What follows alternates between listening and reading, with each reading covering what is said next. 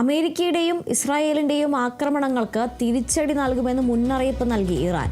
വിദേശകാര്യമന്ത്രി Abbas Araghchi തുർക്കി, Pakistan, Saudi Arabia എന്നീ രാജ്യങ്ങളിലെ വിദേശകാര്യമന്ത്രിമാരുമായി ഫോണിൽ സംസാരിച്ചു. വിവരങ്ങളുമായി വിഷ്ണു വിനോദ് ചേരുന്നുണ്ട്. വിഷ്ണു, ഒരു ഇടവേളയ്ക്ക് ശേഷം അമേരിക്കയും ഇറാനും തമ്മിലുള്ള സംഘർഷം രൂക്ഷമാകുന്ന ഒരു സ്ഥിതിയിലേക്കാണോ പോകുന്നത്? എന്തായാലും അമേരിക്കയുടെയും ഇസ്രായേലിൻ്റെയും ആക്രമണങ്ങൾക്ക് ശക്തമായ തിരിച്ചടി നൽകും എന്നുള്ള നിലപാടിൽ തന്നെയാണ് ഇറാൻ. എന്തെല്ലാമാണ് കൂടുതൽ വിവരങ്ങൾ? അതുല്യ സൂചിപ്പിച്ചതുപോലെ തന്നെ പശ്ചിമേഷ്യയിലെ സാഹചര്യം കൂടുതൽ ഇപ്പോൾ നിലവിൽ രൂക്ഷമായി പോകുന്ന ഒരു സാഹചര്യമാണ് ഉള്ളത്. നിലവിലിപ്പോൾ ഇറാൻ പ്രതികരിച്ചിരിക്കുന്നത് അമേരിക്കയുടെ ഭാഗത്തു നിന്ന്, അല്ലെങ്കിൽ അമേരിക്കയുടെ തിരിച്ചടികൾക്ക് കൃത്യമായിട്ടുള്ള മറുപടി ഇറാൻ്റെ ഭാഗത്തു നിന്ന് ഉണ്ടാകും എന്നുള്ള ഒരു പ്രതികരണമാണ് ഇപ്പോൾ ഇറാൻ വിദേശകാര്യമന്ത്രിയായിട്ടുള്ള അബ്ബാസ് അരാഗ്ചിയുടെ ഭാഗത്തു നിന്നും ഉണ്ടായിട്ടുള്ളത്.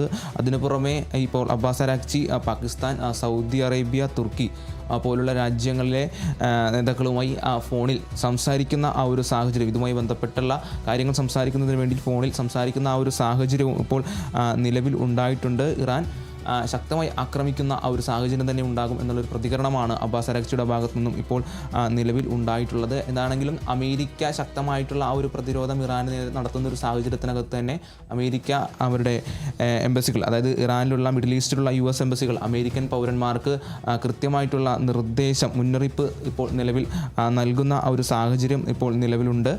അതിനു പുറമെ തന്നെ ഇപ്പോൾ ട്രംപ് നടത്തിയിരിക്കുന്ന ഒരു പ്രധാന പ്രതികരണം എന്ന് പറയുന്നത് ഇറാനിനകത്തുള്ള കറൻസികൾ താൻ നശിപ്പിച്ചു, അതായത് ട്രംപ് നശിപ്പിച്ചുകൊണ്ടിരിക്കുകയാണെന്നും അവിടെ പണപ്പെരുപ്പം ഇപ്പോൾ നിലവിൽ ഇറാനിൽ പണപ്പെരുപ്പം രൂക്ഷമാണ് എന്നുള്ള ഒരു പ്രതികരണമാണ് ഇപ്പോൾ ട്രംപിൻ്റെ ഭാഗത്തു നിന്നും ഉണ്ടായിട്ടുള്ളത്. തൻ്റെ പ്ലാറ്റ്ഫോമായിട്ടുള്ള ട്രൂത്ത് സോഷ്യൽ മീഡിയയിലൂടെയാണ് ട്രംപ് ഈ ഒരു പ്രതികരണം നിലവിൽ നടത്തിയിരിക്കുന്നത്. കഴിഞ്ഞ ദിവസം വെള്ളിയാഴ്ച മാധ്യമങ്ങളെ കാണുന്ന ഒരു നിലയുണ്ടായിരുന്നു ട്രംപ് വൈറ്റ് ഹൗസിൽ വെച്ച്. ആ ഒരു പ്രതികരണത്തിൽ ഇറാനെ ശക്തമായി ആക്രമിക്കും എന്നുള്ള ആ ഒരു പ്രതികരണം ട്രംപിൻ്റെ ഭാഗത്തു നിന്ന് ഉണ്ടായിരുന്നതാണ്. അതേസമയം ഇറാനെതിരെ നേരിട്ടുള്ള ആ ഒരു സൈനിക ആക്രമണം എന്ന് നടക്കുമെന്നുള്ള വിഷയത്തിൽ ഇപ്പോഴും കൃത്യമായിട്ടുള്ള ആ ഒരു വ്യക്തത നിലവിൽ വന്നിട്ടില്ല.